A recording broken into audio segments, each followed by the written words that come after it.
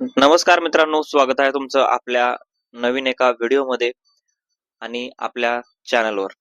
मंडळी, सध्या मोनालिसा जी कुंभमेळ्यामध्ये व्हायरल झाली होती. अगदीच तिचे डोळे खूप सुंदर आहेत किंवा ती एक दिसायला सुंदर मुलगी म्हणून त्यावेळेस कुंभमेळ्यामध्ये अवघ्या महाराष्ट्राचं सोडच भारत देशामध्ये ती व्हायरल झालेली मुलगी म्हणून प्रसिद्ध झाली होती कुंभमेळ्यामध्ये.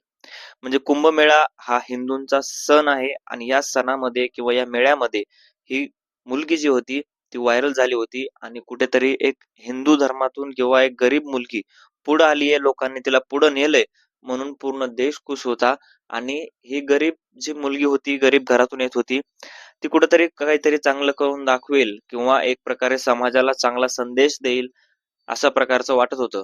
मात्र ज्यावेळेस ती मीडियावर बोलायला आली, ज्यावेळेस मीडियावर तिचं बोलणं लोकांनी ऐकलं, त्यावेळेस समजलं की ही तर एकदम म्हणजे म्हणतो आपण की टीनेज आहे आणि कुठेतरी बालिश असल्यासारखं तिचं बोलणं जे मोनालिसाचं होतं आणि तिला कुठल्याही गोष्टीची समज नव्हती किंवा नाही अशा प्रकारचं त्यावेळेस तिच्या बोलण्यातून दिसत होतं.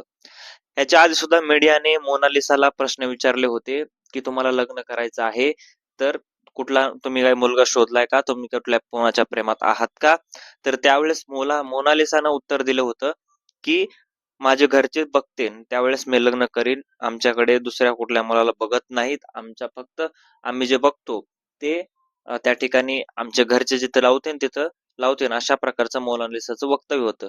मात्र अशी काय जादू त्याच्यावर झाली की आता ती म्हणते माझे वडील जे आहेत ते मला मारण्याची जी काही आहे ते प्रयत्न करत आहेत. गरीब माणूस आहे, त्याचा वडील जो आहे तो अतिशय मोलमजूर करून खाणारा माणूस आहे आणि त्या ठिकाणी ती मुलगी म्हणते की आता हा वडील जो आहे तो माझ्या जीवावर उठलेला आहे आणि कुठेतरी तो मला मारणार असल्याचं सुद्धा ती बोलत आहे. पण ही फराम खान नावाच्या व्यक्तीशी त्या मोनालिसानं लग्न केलं. मग आता ही फराम खान कोण आहे, तर त्याच्यासोबत काम करणारा एक ऍक्टर आहे आणि त्या ऍक्टरनं या सगळ्या ज्या आहेत त्या गोष्टी मुलीला फसवल्याचं सध्या आरोप किंवा एलिगेशन त्याच्यावर लागत आहेत. आणि हे आरोप खूप धक्कादायक आहेत, कारण काही काही लोक तर बोलतायत की हा सगळा जो प्रकार आहे मोनालिसा सोबत जे घडलेला आहे ते सगळं लव्ह जिहादचा प्रकार आहे. कुठलीही गोष्ट याच्यामध्ये खरी नाही आहे आणि हे सगळं जे आहे ते केरळा स्टोरी 3 चा पार्ट आहे. आणि लवकरच मोनालिसाचा सुद्धा आपल्याला एक जस्टिस फॉर मोनालिसा म्हणून स्टेटस टाकायला येईल अशा प्रकारचं सुद्धा काही लोकांकडून सांगण्यात येत आहे. म्हणजे हा सगळा लवजिहाचा प्रकार आहे, कुठेही याच्यामध्ये चांगली गोष्ट नाही किंवा हे जे आहे ते प्रेम नाही, तर ह्या मुलीला मोनालिसाला फसवलेलं आहे अशा प्रकारचं सांगण्यात येत आहे. पण जे आपण जर पाहिलं तर लवजिहाद सारखे मुद्दे सध्या सभागृहात गाजतायत, वेगवेगळे आमदार हे मुद्दे उचलतायत आणि संसदेमध्ये सुद्धा म्हणजे देशाच्या उच्च संसदेमध्ये सुद्धा हा मुद्दा जो आहे तो उचलण्यात आला आणि त्या ठिकाणी कुठेतरी सांगण्यात आलं की चुकीची गोष्ट घडलेली आहे आणि हे सगळं प्रेमाचा वगैरे काही प्रकार नाही.